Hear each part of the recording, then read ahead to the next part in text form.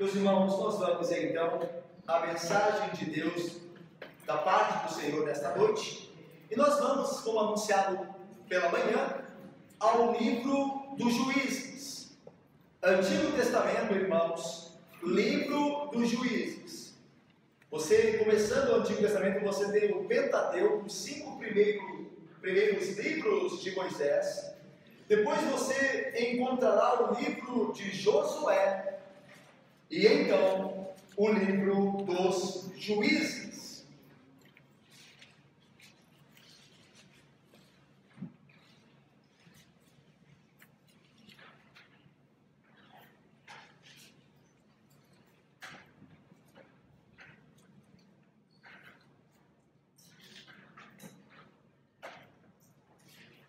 Nós vamos ler apenas, irmãos, nós leremos apenas o verso 1 e 2, e nós depois faremos a exposição de todo o capítulo 1. Mas para o anúncio do texto, da leitura do texto, nós leremos o verso 1 e 2 de Juízes, capítulo 1, ok?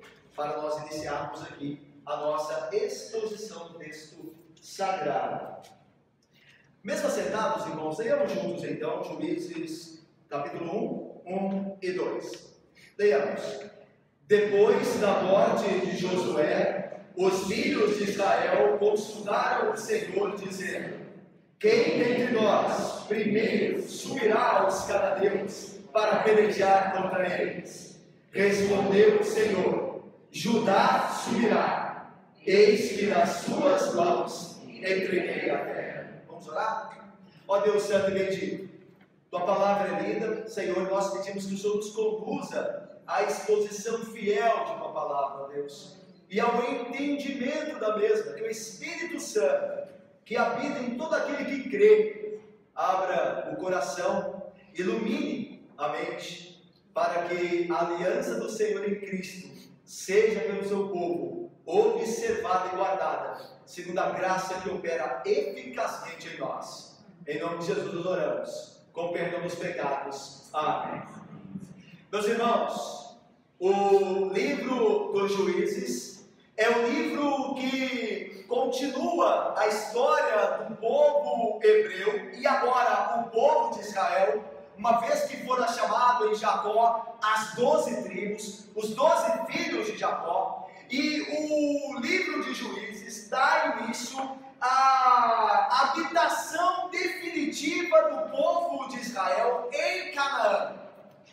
Vocês se lembram que Deus chamou Abraão, lá em Gênesis, para ir sair de Ur dos Caldeus, da sua terra, e ir para uma terra que Deus lhe mostraria. E Abraão obedeceu. E no caminho Abraão gerou filhos, e Deus estabeleceu uma aliança com seu filho Isaque. E posteriormente Deus estabeleceu uma aliança com o seu filho Jacó. E assim Abraão, Isaque e Jacó, os patriarcas, foram peregrinos na terra, a caminho de Canaã.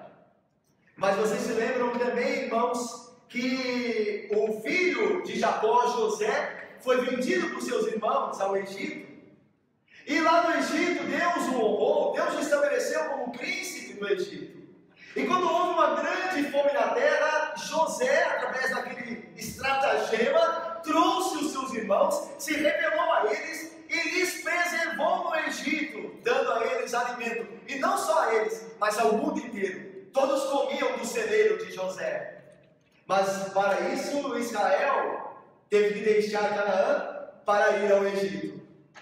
Mas no Egito eles foram oprimidos, os israelitas, porque se levantou um faraó que não conhecia José. E então oprimiu os israelitas. E eles clamaram do céu por libertação, porque Deus lhes enviou Moisés. E pela mão de Moisés, Deus, não Moisés, Deus pela mão de Moisés tirou os israelitas do Egito com mão poderosa e os conduziu através da liderança de Moisés a Canaã. Mas o próprio Moisés não chegou a ver a terra prometida, porque uma certa feita, sendo ordenado por Deus que desse ordens à pedra para que jorrasse água, Moisés desobedeceu e com raiva do povo pegou a sua vara e bateu na pedra, e da pedra saiu água. O que Deus mostrou graça, ainda que Moisés tivesse desobedecido a ordem de Deus, e Deus disse a Moisés que ele não entraria por causa daquela desobediência na terra de Canaã. Mas ele deveria animar Josué, seu servidor, filho de Nun, para que por Josué Israel tomasse posse da promessa de Deus acerca de Canaã. Moisés obedece, como todo crente que desobedeceu, mas arrependido passa a obedecer e anima Josué, e Moisés morre, e Josué assume a liderança do povo, e Deus o estabelece como líder, e é pelas mãos de Josué que Deus dá Canaã ao povo israelita, e eles guerreando tomam a posse da terra e agora se estabelecem. Mas Josué morre e agora começa o livro de Juízes. O livro de Juízes se encaixa, meus irmãos, no período histórico entre a morte de Josué e o início da monarquia em Israel, através de Saul e Davi. O livro de Juízes vai percorrer um período histórico de tempo de cerca de 250 anos, mais um pouco, em que os israelitas passavam por um momento de transição entre a morte de Josué e a futura monarquia, primeiro com Saul e depois pela descendência de Davi. Então Juízes é um momento em que Israel não tem um líder estabelecido como houvera em Moisés, Josué, e haveria posteriormente com a instituição da monarquia em Israel. E nesse momento que o povo israelita está naquela terra de Canaã, sem a liderança de Josué porque ele morrera, e aqui nós fazemos uma introdução ao livro, Deus sabedor que o seu povo corria riscos, como de fato corria, de ser atacados pelos inimigos, que ainda haviam em Canaã, porque os cananeus não haviam sido retirados como um todo da terra. Havia sim Israel vencido alguns povos em Canaã, mas não todos. Aqueles povos ainda, como nós veremos, ameaçavam a existência de Israel na terra prometida. E Israel começava a se inclinar à idolatria daqueles povos, e por isso começava a ser oprimido física e espiritualmente. Então eles clamavam a Deus por um líder, e Deus passou a levantar os juízes. Então no período entre a liderança de homens como Moisés e Josué, até a monarquia, onde o rei seria estabelecido na casa de Davi, Deus levantou homens e uma mulher, Débora, para de fato julgar o povo de Israel, para servir de liderança em alguns momentos específicos, em alguns momentos difíceis, quando o povo era oprimido, quando o povo era ameaçado por invasores, por inimigos dentro da própria Canaã. Deus, através do clamor do povo, levantou homens para julgar Israel, para ajudar Israel, para combater a favor de Israel. Os juízes eram mais do que o que nós temos a ideia de alguém que atende nos tribunais, com togas, e estão dedicados à lei. Esses juízes estão mais para líderes militares e políticos. São líderes militares, eles vão conduzir Israel em guerras, levantados tempo após tempo, quando Israel era de fato oprimido pelos povos circunvizinhos. Meus irmãos, o livro de Juízes, ele tem o seu autor indefinido. Não se sabe quem foi o autor do livro de Juízes. Há uma teoria de que o autor era próximo da época em que reinava ou começava a reinar Davi. Mas também há uma teoria que o autor só viera muito mais tarde, na época do cativeiro do rei de Israel pela Síria, em 720. Então há duas hipóteses mais claras: que o autor era muito próximo do reino de Davi, ou que era muito distante do tempo que Davi reinou em Israel. Então há essas duas possibilidades, mas nenhuma delas é certa. Ainda há muita dúvida quanto ao autor do livro de Josué. Nós sabemos o autor direto, que é Deus, por meio do Espírito, inspirando o homem que escrever. Mas o autor continua ainda um mistério. Alguns dizem que o próprio Samuel, que nós vemos lá em 1 e 2 Samuel, foi o autor do livro de Juízes, mas são apenas hipóteses. Assim como nós não sabemos o autor, é difícil definir a data da escrita de Josué, porque se não podemos estabelecer o autor, quanto menos a data. Então são mistérios do livro de Juízes. Mas ainda mais, meus irmãos, sobre o livro de Juízes. Ele foi escrito nos períodos que vão do ano 1250 a.C. ao ano 1050. Do ano 1250, a ordem decrescente, antes de Cristo. Do ano 1250 ao ano 1050. Esse é o período da história que acontece narrada no livro dos Juízes. Meus irmãos, como nós falamos, o contexto ele é que Israel acaba de possuir, pela graça de Deus, a terra de Canaã. Mas há perigos ali. Há povos entre eles ainda que precisam ser destruídos, Edna, e que, se não forem, constituem uma ameaça à estabilidade de Israel naquela terra. Mas o livro de Juízes, ao mesmo tempo que ele conta histórias singulares, particulares, como a história de Sansão, Jefité, Baraque, Débora e outros juízes, como Gideão, ao mesmo tempo ele tem uma narrativa só. Ele tem uma metanarrativa só, que é dividida em 4 dramas, em 4 partes. Essas 4 partes, esses 4 temas vão permear todo o livro de Juízes. E quais são essas 4 partes? É fácil de guardar. Isso sempre acontecerá, nós veremos no livro de Juízes. É o tema que corre em todo o livro, é a temática de todo o livro. Primeiro, o povo é fiel a Deus quando Deus levanta um juiz. Quando Deus levanta um juiz, o povo seguindo esse juiz está seguindo a Deus, então há fidelidade. Mas quando esse juiz morre, aí já é uma segunda fase. O povo cai em infidelidade. Morre o juiz, o povo se torna infiel. Quando o povo se torna infiel, nós vamos à terceira parte, ao terceiro drama. Deus castiga o povo, permitindo que os inimigos o oprimam. E aí nós vamos para a quarta parte. O povo clama a Deus e Deus levanta outro juiz. Então é um ciclo. O livro de Juízes ele é definido por esse ciclo constante, até a monarquia. Israel, diante de um juiz, é fiel. Morre o juiz, Israel se torna infiel. Como Israel tem sido infiel, Deus levanta um povo pagão para oprimir Israel, para que se arrependa. Israel se arrepende, clama a Deus e Deus envia um novo juiz. E assim consecutivamente no livro de Juízes. Esse é o contexto de Juízes. Mas agora uma pergunta que é importante antes de nós começarmos aqui. Por que é importante esse livro para a igreja hoje? Por que esse livro, escrito há tanto tempo atrás, nos importa hoje? Por que expor Juízes da igreja?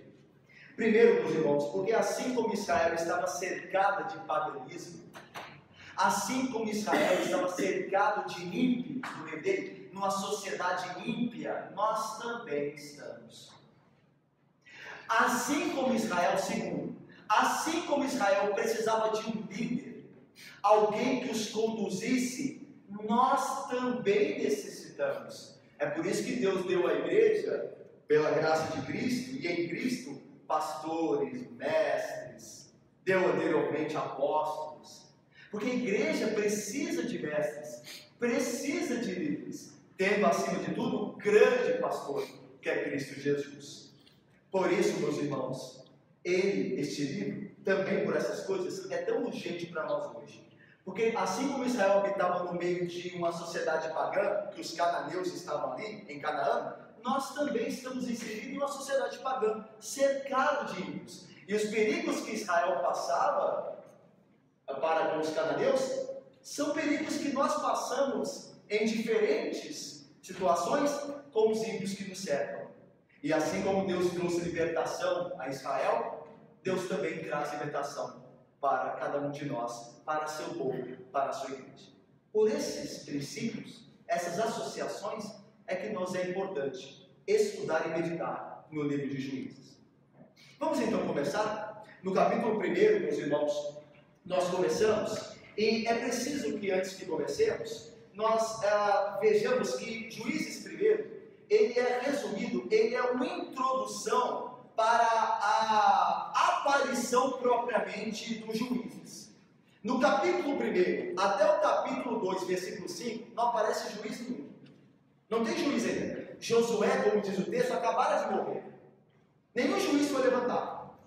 Portanto, esse primeiro capítulo, ele é uma introdução ao livro de Juízes para mostrar a necessidade dos juízes. Por que Deus levantou os juízes? Qual era o contexto em que os juízes eram necessários? O texto do capítulo 1 vai mostrar isso. Vai mostrar o porquê. Vamos ver então? O capítulo 1 vai falar acerca das conquistas das tribos do sul, no território de Canaã, e as conquistas parciais das tribos do norte, no território de Canaã. Vamos então meditar no texto, vamos explaná-lo e depois aplicar. Veja comigo, irmãos, versículo 1. Depois da morte de Josué, semelhante ao livro de Josué como começa, não é? Só que começa com a morte de outro líder. Após a morte de Moisés, Deus levanta Josué. O livro que começa da mesma forma, agora anunciando a morte de Josué. Depois da morte de Josué, os filhos de Israel consultaram o Senhor, dizendo: quem dentre nós primeiro subirá aos cananeus para pelejar contra eles? Respondeu o Senhor: Judá subirá, eis que nas suas mãos entreguei a terra. Irmãos, Deus tinha introduzido Israel em Canaã. No final do livro de Josué, nós vemos Israel estabelecido em Canaã. Mas os cananeus não haviam sido todos destruídos. Ainda havia povo ali pagão no meio. E ainda que as heranças das tribos houvessem sido distribuídas por sorte, as tribos deveriam conquistar a sua herança. Deveriam se dirigir ao território que Deus lhes dera e guerrear e lutar por eles contra tribos menores. E é por isso agora que Judá é de fato estabelecida por Deus como a primeira tribo que vai até o território que lhe caiu por sorte para guerrear contra aqueles que habitavam naquele território, para que Judá de fato tome posse da promessa de Deus acerca da sua herança. Então a pergunta dos israelitas, quando Josué morre, eles consultando a Deus por Tumim, que eram as pedras que ficavam com o sacerdote, era como se consultava a Deus na época, eles perguntam a Deus: quem subirá primeiro? Qual é a primeira tribo que irá combater os povos da terra de Canaã para tomar a herança que o Senhor nos deu? E a resposta de Deus é: Judá subirá primeiro, e a minha mão será com ele. Ele vencerá, porque eu, o Senhor, serei com ele. É interessante que a vitória não é do homem, a vitória não é de Judá, mas a vitória é de Deus, por meio de Judá. Porque o texto diz: eu, o Senhor, estarei com ele. A minha mão dará a vitória a Judá. Quem vai guerrear é Judá. Quem vai de fato levantar a espada são os homens de Judá. Mas a vitória vem do Senhor. A vitória é Deus que dá. Portanto, Judá aqui é estabelecida como a primeira tribo a guerrear pelo território que lhe foi dado por herança pelo Senhor. E é interessante que aqui se cumpre a promessa que Jacó fizera, as bênçãos que Jacó dera aos seus 12 filhos. Lá no final do texto do livro de Gênesis, quando Jacó abençoa a sua parentela, no capítulo de número 49, Jacó diz assim acerca de Judá. Olha o que Jacó diz acerca de Judá: Judá, teus irmãos te louvarão, a tua mão estará sobre a cerviz de teus inimigos, os filhos de teu pai se inclinarão a ti. Judá é leãozinho, encurva-se e deita-se como leão e como leoa. Quem o despertará? Quem mexerá com a força de Judá? O cetro não se arredará de Judá, nem o bastão de entre os seus pés, até que venha a Siló, e a ele obedecerão os povos. Veja o protagonismo de Judá, pela bênção que é proferida por meio de Jacó, e agora é ratificada por Deus dizendo: o primeiro a guerrear é Judá, porque a mão dele há de prevalecer contra os seus inimigos. E não é importante lembrar aqui, irmãos, que é de Judá que vem Davi, o rei segundo o coração de Deus, e posteriormente não é de Judá que viria o Messias. Por isso Judá tem um protagonismo. Quem se levanta primeiro é Judá. É Judá que é o capitão dos israelitas. Ele combate pelos seus irmãos. Judá, lembram-se, fazia parte do sul de Canaã. Ele é uma das tribos do sul de Canaã. E nós vamos ver as vitórias agora de Judá. Olha aí, versículo de número 3. Disse, pois, Judá a Simeão, seu irmão: sobe comigo a herança que me caiu por sorte, e pelejemos contra os cananeus, e também eu subirei contigo a tua, que te caiu por sorte. E Simeão partiu com ele. A ideia aqui, meus irmãos, vocês devem se lembrar que Simeão e Judá eram irmãos de pai e mãe. Lembram-se que Jacó teve duas esposas, Raquel e Lia. Ele não só teve filhos das duas esposas, como teve filhos também das servas das suas esposas, ok? Então Jacó teve filhos com várias mulheres. Os 12 filhos eram divididos entre as mulheres de Jacó. Mas Judá e Simeão eram filhos não só de Jacó, mas da mesma mãe, que era Lia. Então, Deus deu a herança a Simeão, na divisão que acontece em Josué. Deus deu a herança de Simeão no meio do território de Judá. Irmãos, Judá era a maior tribo de Israel. Só Efraim, que era um dos filhos de José, que era uma das tribos, só Efraim disputava em número de quantidade com Judá. Judá era uma das maiores, se não a maior tribo de Israel. A Judá foi dado o maior território de Israel, que era o território ao sul extremo de Canaã.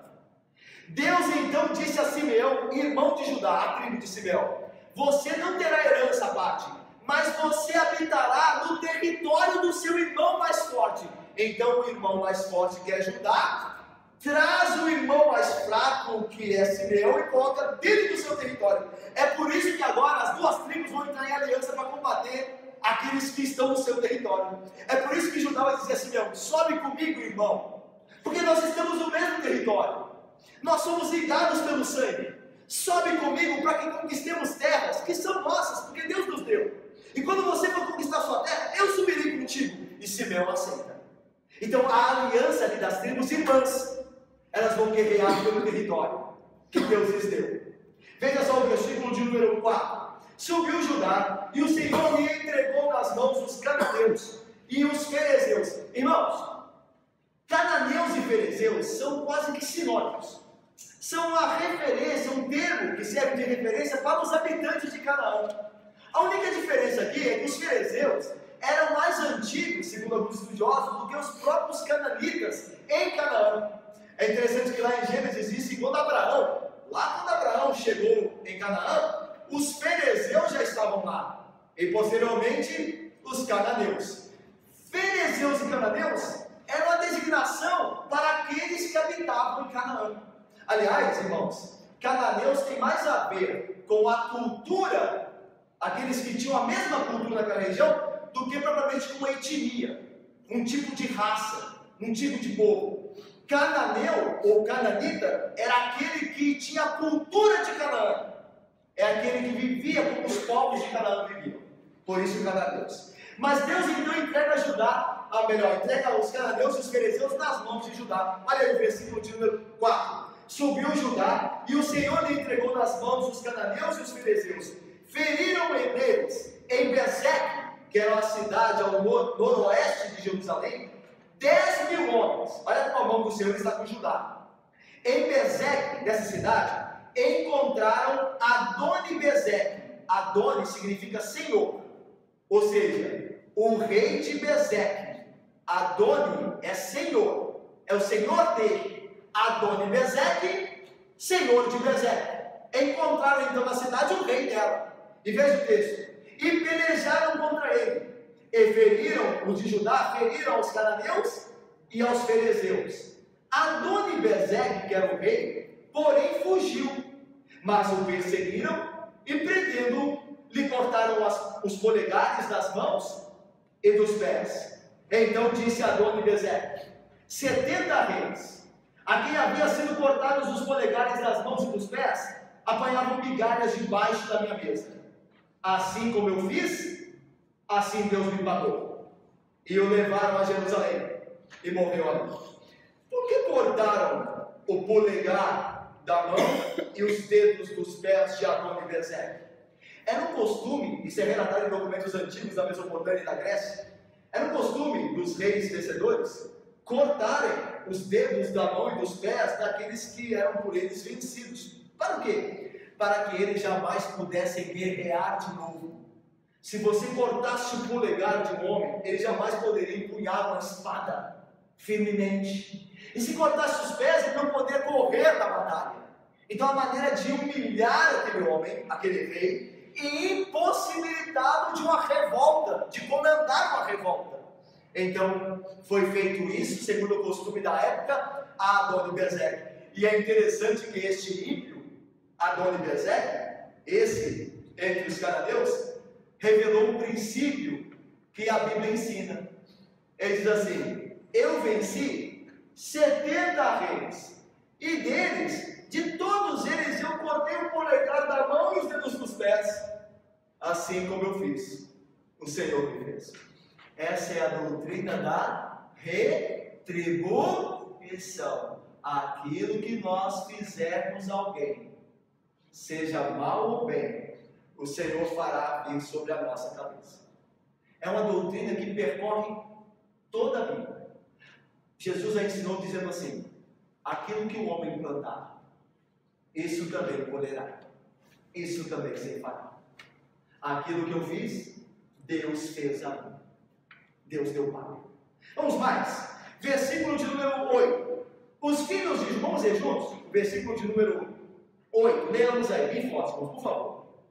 Os filhos de Judá desejaram ao Jerusalém, e tomando a filha de espada, com fogo da cidade. Os filhos de Judá pelejaram contra Jerusalém, e tomando-a, passaram a fio de espada, pondo fogo à cidade. É interessante que em Josué, no livro de Josué anterior a esse, Jerusalém já havia sido tomada. Se você for ao livro de Josué, você verá que eles já haviam tomado Jerusalém. Meus irmãos, pode causar estranheza aqui, meus irmãos. Nós vemos que os judeus, os de Judá, tomaram Jerusalém. Aí você e eu estamos aqui perguntando assim: ué, mas Jerusalém não era de Judá? Ainda não. Ainda não era. Lembrem-se, irmãos, que os israelitas estão começando a possuir a terra. Estão começando a conquistar os territórios. Jerusalém ainda não pertencia a Judá. Aliás, Jerusalém só seria conquistada definitivamente com Davi.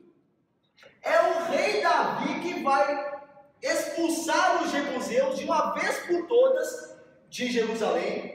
E ali ele estabeleceria a capital do reino de Judá, que até então se encontrava em outro local, a capital do reino, em Siló. Lembram-se do tabernáculo? E agora posteriormente Judá, mas é só em Davi que isso vai acontecer. Jerusalém não pertencia a Judá ainda aqui. Jerusalém tinha sido conquistada em Josué. Só que aqui ela aparece de novo, tendo que ser conquistada de novo. O que aconteceu? Aconteceu o seguinte: Josué guerreou em Jerusalém, destruiu parte dos inimigos que ali habitavam e voltou para o acampamento de Gilgal. Os que sobravam dos inimigos iam lá até construir a cidade de novo. E agora, os que posteriormente à morte de Josué têm que conquistar a terra, têm que voltar lá em Jerusalém e conquistar de novo. Porque os inimigos que não foram todos destruídos, reconstruíram a cidade. Então agora é por isso que diz que tocaram fogo nela toda.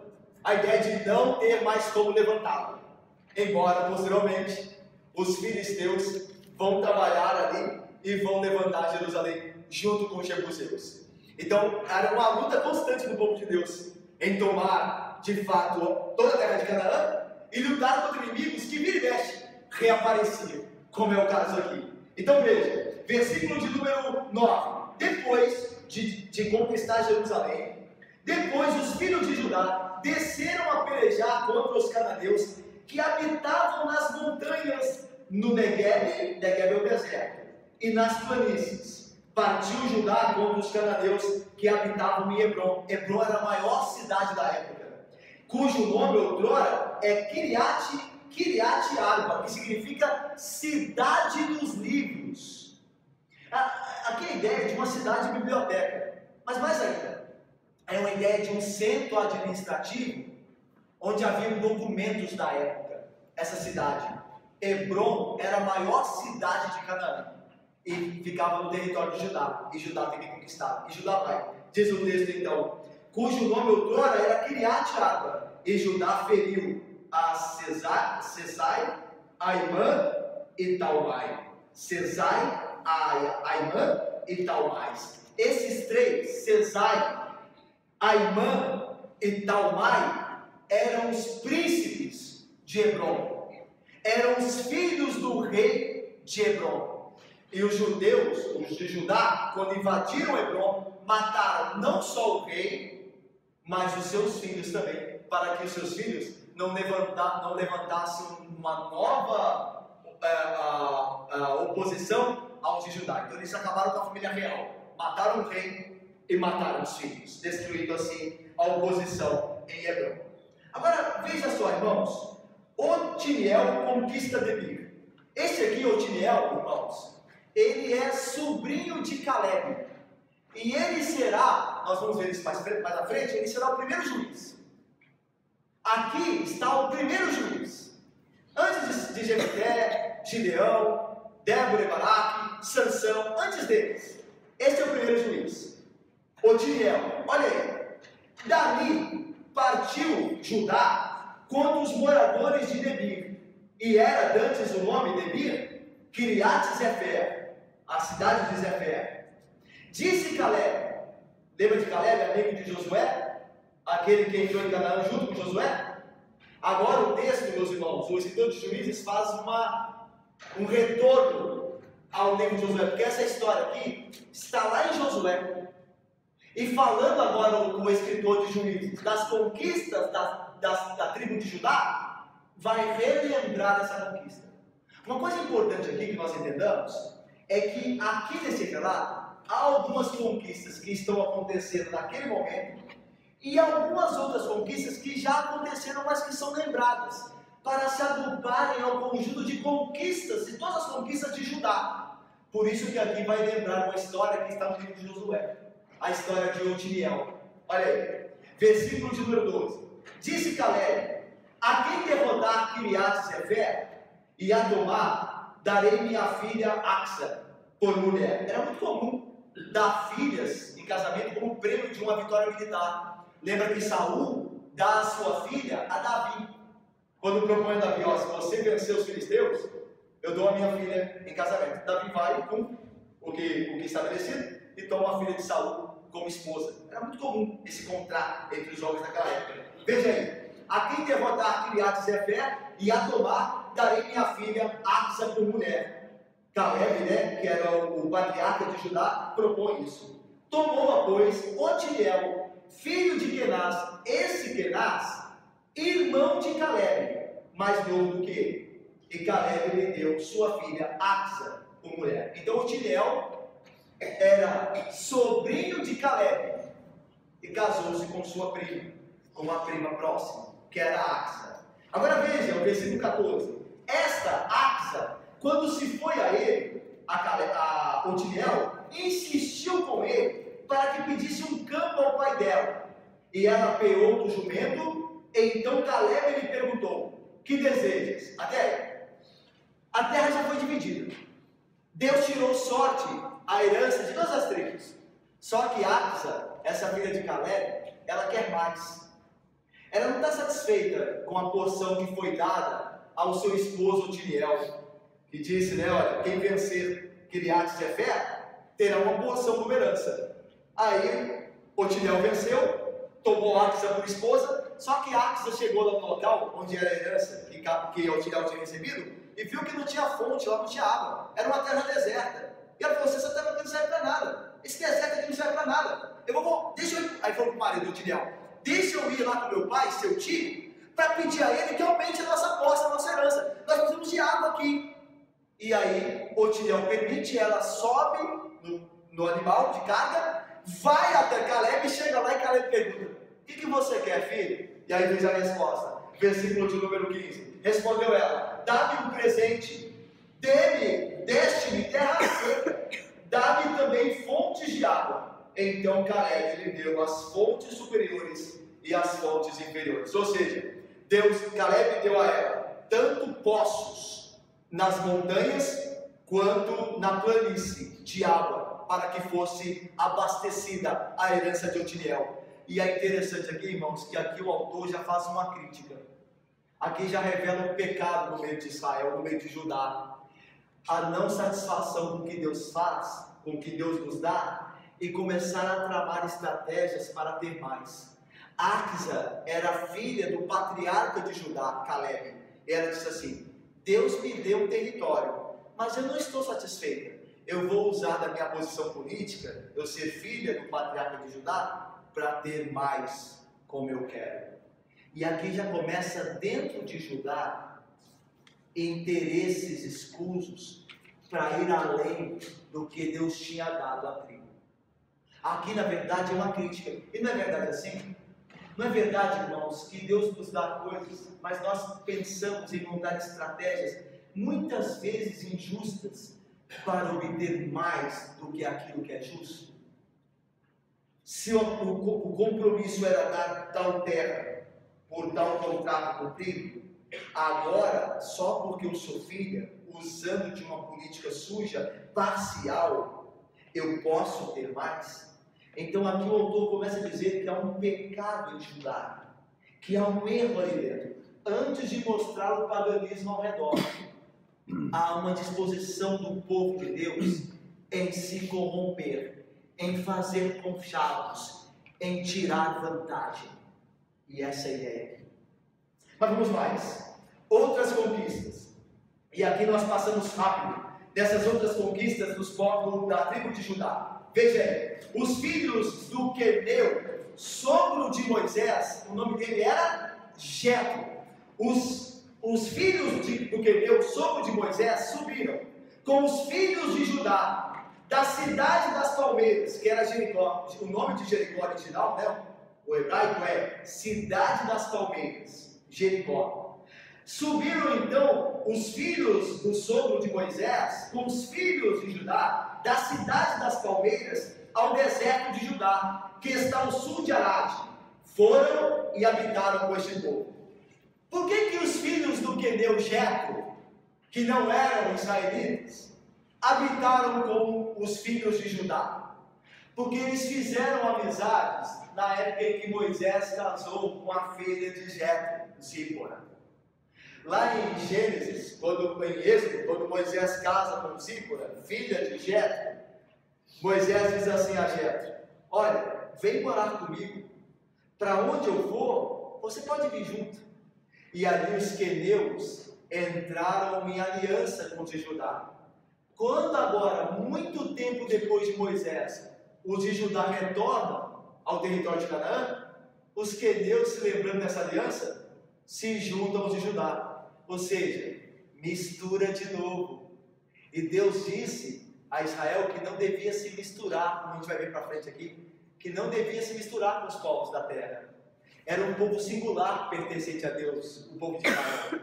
Mas é amigo, me trata bem, eu casei com a filha dele. E então faz aliança contra a vontade de Deus. Aqui é outra crítica que o autor faz, que vai prejudicar esse tipo de comportamento de Judá, os prejudicaria futuramente. Veja mais, versículo de número 17. Foi-se, pois, Judá com Simeão, seu irmão, e feriram os cananeus, continua a conquista do território de Judá, que habitavam em Zefate, e totalmente a destruíram. Por isso lhe chamaram Or, que é destruída, é desterrada. Tomou aqui Judá Gaza, e Asquelon, e a Ecrom, e os seus respectivos territórios. Meus irmãos, essas três cidades, elas foram tomadas por Judá. Elas ficavam, de fato, ao oeste de Canaã. Judá, imagine aí, Judá está no extremo sul do mapa de Canaã. Ao oeste, ficava de fato essas três cidades, próximas do mar. Ali habitavam esses homens moradores de Gaza, Asquelon e a Ecrom. Mas essas 3 cidades não ficaram por muito tempo nas mãos dos de Judá, porque os filisteus as tomaram de Judá.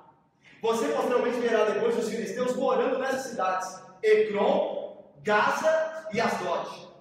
Essas cidades se tornaram cidades dos filisteus. É interessante que os filisteus eram um povo que não era natural de Canaã. Não era um povo natural de Canaã. Os filisteus vieram do mar Egeu, descendo lá da Grécia. Eles vieram navegando, eram os guerreiros do mar. Eles vieram navegando e então tentaram invadir e tomar o Egito. Mas o Egito era o grande império da época. Como eles não puderam tomar o Egito, eles se voltaram para o território de Judá, de Canaã. E ali eles invadiram as primeiras cidades próximas do mar, que eram justamente essas 6 cidades: Asdod, Gaza e Ecrom. Essas se tornariam cidades dos filisteus, que só Davi tomaria e daria posse delas a Jerusalém, a Judá. Mas veja mais, versículo de número 19: esteve o Senhor com Judá. Ou seja, irmãos, todas essas vitórias, não é porque Judá era forte, mas porque o Senhor estivera com ele. E por isso, Judá despovoou as montanhas, porém não expulsou os moradores do vale, porque tinham carros de ferro. É interessante que essa época aqui é chamada Idade do Ferro. É nessa época aqui, em 1200 a.C., ao ano 1000 a.C., que o ferro é começado a ser utilizado como uma arma, um meio de se guerrear, como arma. Anteriormente, o ferro não era visto como algo aplicado à guerra, à batalha. Não havia carros de ferro, não havia armas de ferro. Mas nesse período de Josué e Juízes, os homens começam a ver no ferro uma possibilidade de trabalho para fazerem carros de ferro. A ideia é: carros não servem para guerrear em montanha. É difícil o carro de ferro, ainda mais naquela época, subir montanhas, mas no vale eles conseguem ir bem. É por isso que Judá teve conquistas das montanhas, mas nos vales não, porque os habitantes dos vales já estavam fazendo carros de ferro, e ali Judá não conseguia se impor, porque essa tecnologia Judá ainda não tinha. É isso que o texto está dizendo. Eles prevaleceram nas montanhas, porém no vale eles não prevaleceram, porque os moradores do vale portavam carros de ferro. Versículo 20: e como Moisés o dissera, deram a Hebron a Caleb. Está relembrando o que aconteceu em Josué. E este expulsou dali os 3 filhos de Anak, aqueles mesmos que nós já vimos antes, aqueles 3 que nós lemos, né? A Sesai, Aimã e Talmai. Versículo de número 21: porém os filhos de Benjamim, agora veja, os filhos de Benjamim, que é outra tribo do sul de Canaã, não expulsaram os jebuseus. Os jebuseus eram os habitantes de Jerusalém na época, que vai dizer o texto aí, que habitavam em Jerusalém. Antes os jebuseus habitavam com os filhos de Benjamim em Jerusalém até o dia de hoje. Subiu também a casa de José, que é uma referência a Efraim e Manassés, contra Betel, e o Senhor era com eles. A casa de José enviou homens a espiar Betel, cujo nome dantes era Luz. Vendo os espias, um homem que saía da cidade, lhe disseram: mostra-nos a entrada da cidade, e usaremos de misericórdia para contigo. Mostrando-lhes ele a entrada da cidade, feriram a cidade a fio de espada. Porém aquele homem e a toda a sua família deixaram ir. Então se foi ele, este homem, que mostrou a entrada de Betel aos de Judá, aos de José, melhor dizendo, Efraim e Manassés. Se foi ele à terra dos heteus, e edificou uma cidade. Ele chamou Luz. Este é o seu nome, até o dia de hoje. Os filhos de José, as tribos de Efraim e Manassés, quiseram tomar a cidade de Betel como possessão deles. Betel era a cidade onde Abraão primeiramente adorou a Deus, e quando Jacó também deitou e teve a visão da escada. Betel era quase que um santuário para Israel, e se tornou um santuário do reino do norte. Os filhos de José quiseram tomar como posse aquela cidade, mas eles não sabiam como entrar por ela. Até que um homem passando pela região foi chamado disso: olha, nós vamos destruir toda a cidade. Você está vendo que os de Israel estão destruindo toda a terra de Canaã. todos os habitantes, mas nós vamos poupar vocês se você disser por onde entramos em Betel. E o homem disse: vocês entrarão por ali. Então, tendo matado toda a cidade, cumpriram a palavra ao homem e deixaram ele ir. Outro erro de Israel, outro erro de outra tribo. Deus havia dito que eles não deveriam ter misericórdia de ninguém em Canaã, que ninguém em Canaã deveria ser poupado, porque poderia ser um risco para os israelitas serem corrompidos pelo paganismo de Canaã, dos cananeus.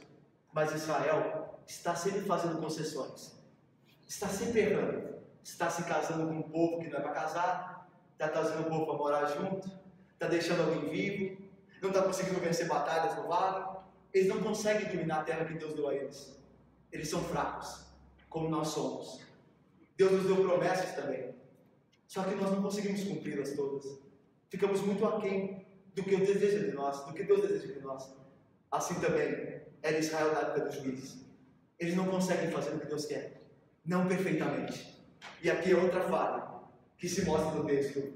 E o homem então, versículo 26, então esse homem se foi à terra dos heteus, que é a atual Turquia. Na época havia, na região Turquia, a atual Turquia hoje, havia um reino ali, o Império dos Heteus. E este homem vai para lá, viver lá, longe de Betel. E é interessante quando ele chega lá, ele estabelece uma cidade ali, constrói uma cidade, dá o nome da cidade dele, o nome que Betel tinha antes se chamava Betel, o nome Luz. A ideia de saudosismo desse homem que ali se encontra. E agora, nós vamos para a parte final. Olha só, irmãos, nesse longo trecho, e é um longo trecho, vocês estão sentindo isso, um longo trecho, nós vimos as vitórias das tribos do sul. Nós vimos que Judá, pela mão do Senhor, foi conquistando território. Deus deu a posse para eles da terra e eles foram batalhar. E a mão de Deus estava com eles. E eles foram vencendo. Alguns lugares, eles não conseguiram vencer, mas poucos. A maioria, você viu na descrição, eles conseguiram vencer. Eles conseguiram conquistar. Agora, no final do capítulo 1, vem a parte importante do texto. Para o contexto dos juízes, do levantamento dos juízes. É que as tribos do norte não conseguiram ter a eficácia na conquista do território que as tribos do sul conseguiram. É através das tribos do norte que o paganismo, a idolatria, vai entrar no meio de Israel. Sabe toda aquela idolatria que a gente lê no livro dos reis? Que os reis de Israel queimavam seus filhos, adoravam a Baal, Deus os castigava, havia traição entre os reis de Israel, complôs, mortes, assassinatos. Sabe tudo isso? Tudo isso entrou pelas falhas das tribos, em não querer destruir os povos por completo de Canaã. E agora nós vamos ver isso de maneira mais viva. Olha aí. Versículo de número 27. Olha como começa essa película. Terras não conquistadas pelos israelitas. Veja logo no versículo 27. Manassés não expulsou. Veja agora no versículo 29. Efraim não expulsou os cananeus. 30. Zebulon não expulsou. Essa é um termo que vai ser usado em toda agora no final do texto, mostrando que essas tribos do norte não fizeram o que Deus havia dito. Meus irmãos, lá em Deuteronômio, e é importante ler isso aqui, lá em Deuteronômio Deus havia avisado o seguinte, olha o que Deus havia ordenado. Presta atenção, para você entender no que os israelitas falharam aqui. Olha o que Deus diz. E por que diz? Quando o Senhor teu Deus te introduzir na terra a qual passais a possuir, de Canaã, e tiver lançado muitas nações de diante de ti, os heteus, os girgazeus, os amorreus, os cananeus, e os ferezeus, e os heveus, e os jebuseus, 7 nações mais numerosas e mais poderosas do que tu, o Senhor teu Deus as tiver dado diante de ti, para as ferir, totalmente as destruirá. Não farás com elas aliança, nem terás piedade delas, nem nações. Não darás tuas filhas a seus filhos, nem tomarás suas filhas para teus filhos. Veja o porquê.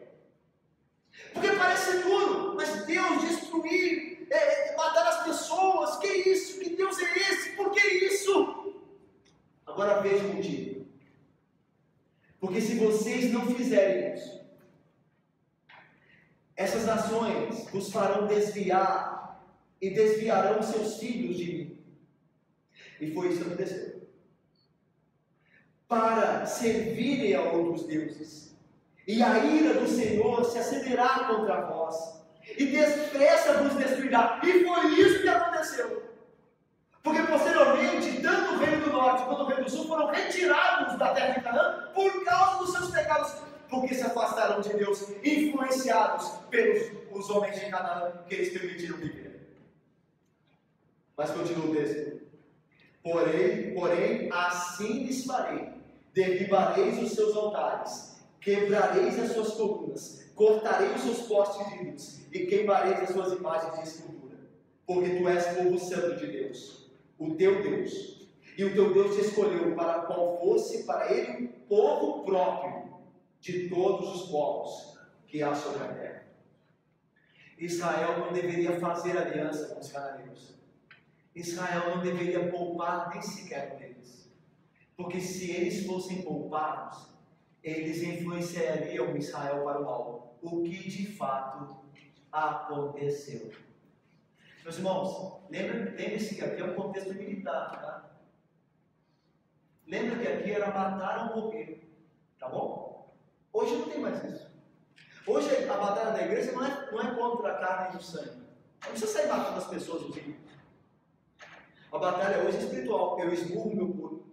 Eu reduzo a escravidão para não ser achado repreensível. Mas naquela época, irmãos, era um contexto militar, ok? Se não morresse a família dos seus inimigos, morria a sua família. Ok? Lembre-se disso, tá? Porque a gente está numa época que tem um certo... o que é isso?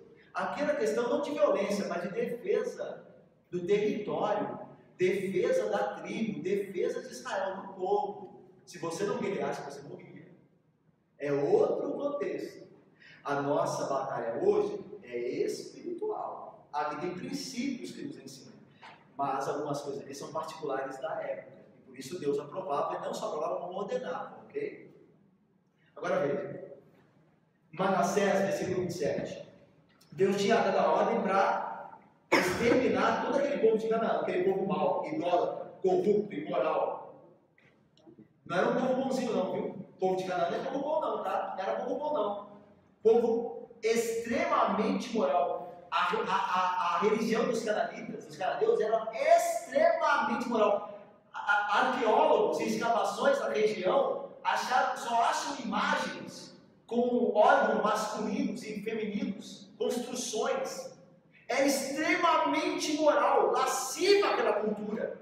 Aquele povo queimava os seus filhos a Moloque, pegando os seus filhos e queimava. Não está falando de gente inocente que Deus mandou destruir, porque Deus quis, deu na cabeça dele que ele... Não, era o juízo de Deus sobre uma perversa geração que Israel deveria aplicar, mas Israel falhou. Manassés não expulsou os habitantes de Bet-Sean, nem os de Taanak, nem os de Dor, nem os de Ibleão, nem os de Beji, todas as suas respectivas aldeias, pelos que os cananeus lograram permanecer na mesma terra que Manassés. Quando, porém, Israel se tornou mais forte, o que ele fez? Ele destruiu os cananeus? Não. Ele tirou proveito. Ele quebrou o que Deus tinha dito. Ele sujeitou os cananeus a trabalhos forçados, não remunerados, e não os expulsou de todo. Olha só, Deus tinha dito, destrói os cananeus, mas Israel, na maldade do coração deles, disse assim, vamos destruir mão de obra. Não, vamos destruir esse povo para trabalhar para a gente. Que é isso? Nós fazendo esse povo escravo. Eu não vou trabalhar, gente. Eu não vou cortar para poder aumentar o meu território e ficar cortando árvore aí. Esse povo vai fazer para mim. Mas Deus mandou destruir. Não, mas Deus não... Olha, isso era passado. Agora as demandas são outras. Hoje é outro tempo. Nós precisamos de mão de obra. Imagina alguém falando no meu povo. E quantos não apoiariam? Nós precisamos de mão de obra. Mas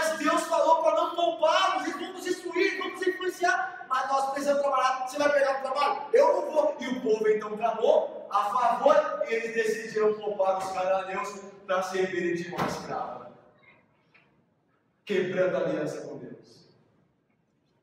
Mas vamos mais. Efraim não expulsou os cananeus, habitantes de Gezer, antes continuaram com ele em Gezer.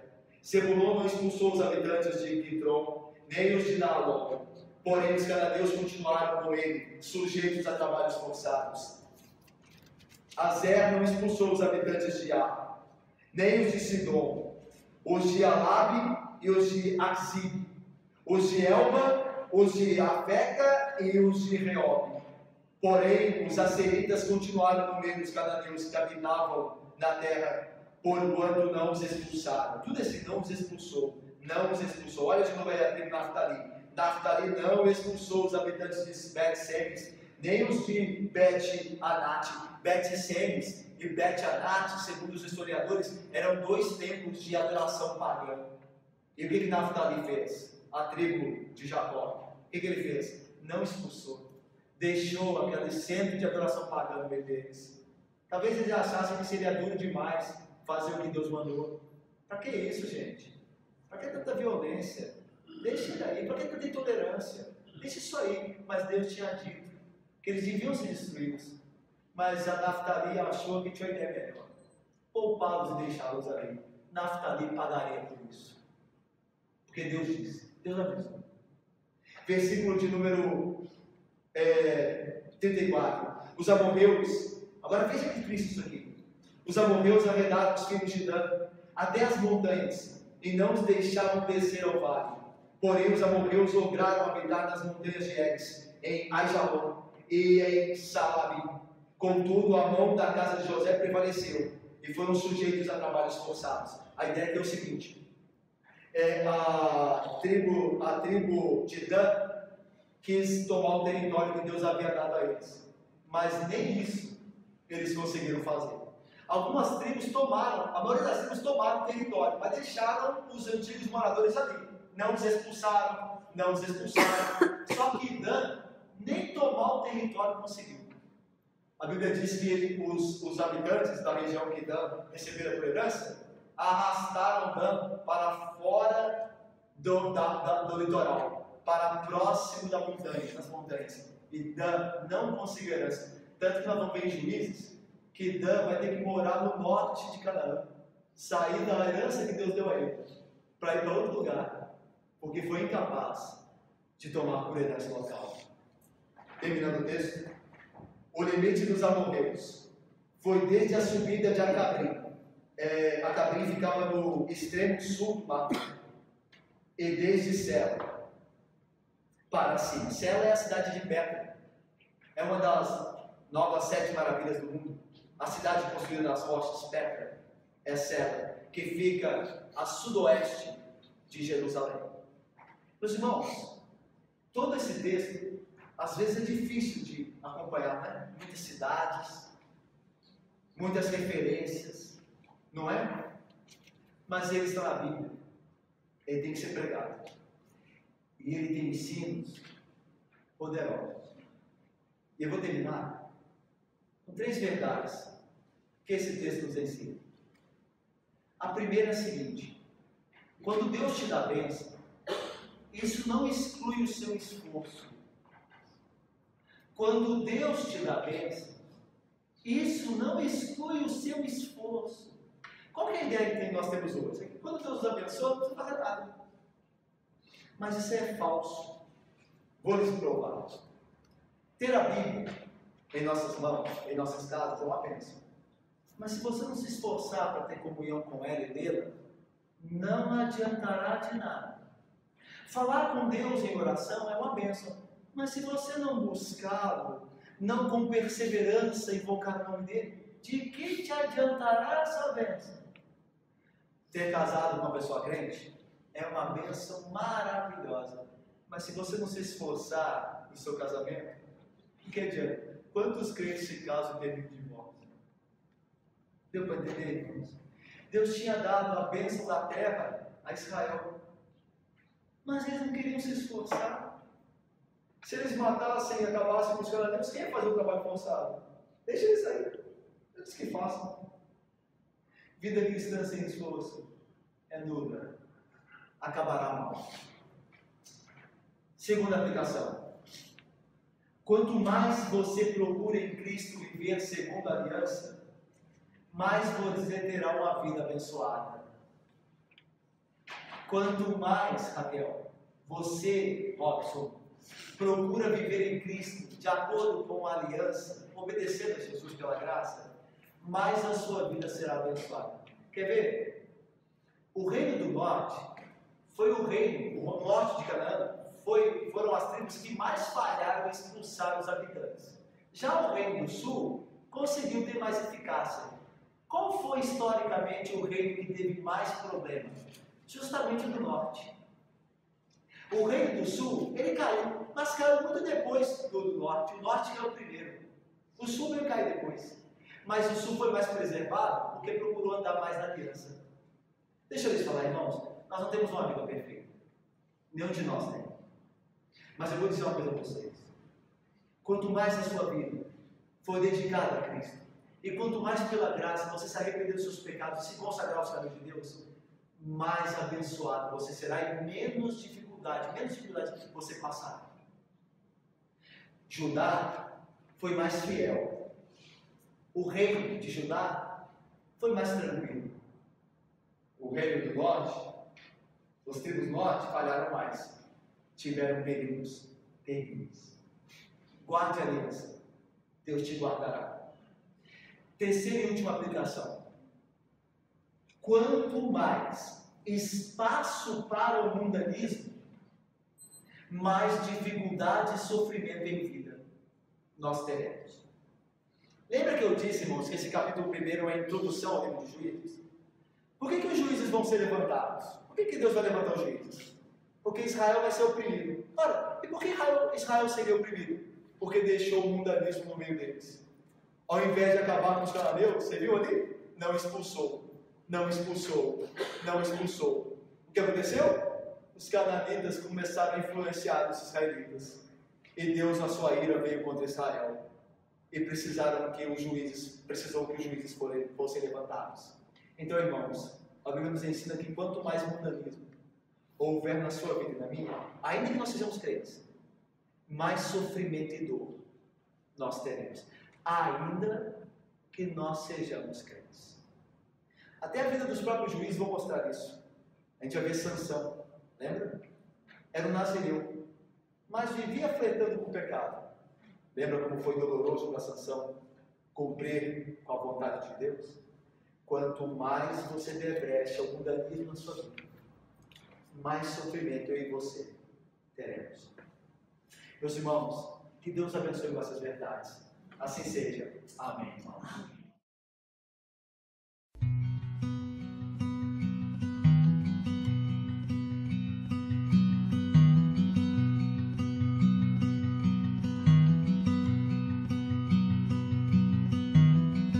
A mighty fortress is our